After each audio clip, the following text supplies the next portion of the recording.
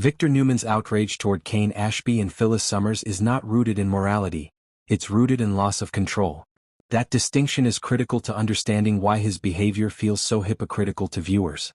Victor is attacking Kane and Phyllis for manipulation, betrayal, and unethical business tactics.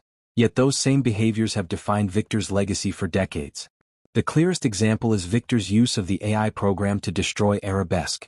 This wasn't a defensive move, and it wasn't a reaction made under pressure. Victor planned it carefully and executed it with precision, knowing full well that it would devastate an entire company and the people connected to it. By using technology to sabotage Arabesque, Victor crossed a line even by his own standards because he didn't just compete, he eliminated. When Victor now criticizes Kane and Phyllis for crossing ethical boundaries, it rings false because he set the precedent that anything is acceptable if it protects Newman power. Victor's broken deal with Phyllis makes the hypocrisy even more obvious. Victor willingly entered an agreement with her when he needed leverage and cooperation. Phyllis, for all her flaws, believed the deal would be honored. Victor then did what he always does. Once the advantage shifted, he rewrote the rules. In Victor's worldview, deals are not promises. They are temporary arrangements meant to be discarded the moment they stop benefiting him. The problem is that Victor still expects others to treat his word as sacred, even though he treats theirs as disposable. This behavior creates the very enemies Victor now condemns. Kane and Phyllis didn't wake up one day and decide to become villains.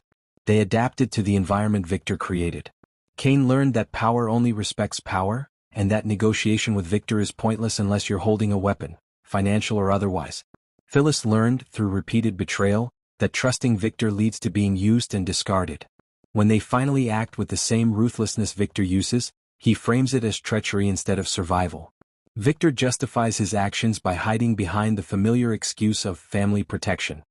In his mind, destroying Arabesque was necessary to safeguard the Newman legacy.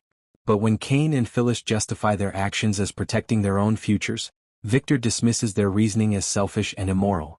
This double standard exposes the truth.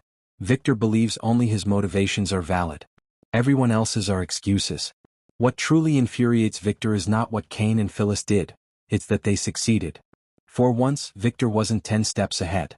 Newman Enterprises suffered real damage and Victor lost control of the board, the narrative, and the outcome.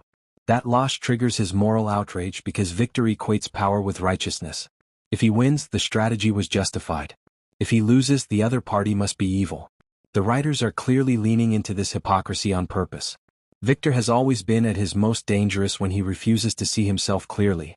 By positioning him as the accuser rather than the architect of the chaos, the show highlights a long-standing truth about Victor Newman. He doesn't hate corruption, he hates competition. He doesn't despise betrayal, he despises being betrayed first. Ultimately, this storyline isn't asking whether Victor is right or wrong in a traditional moral sense.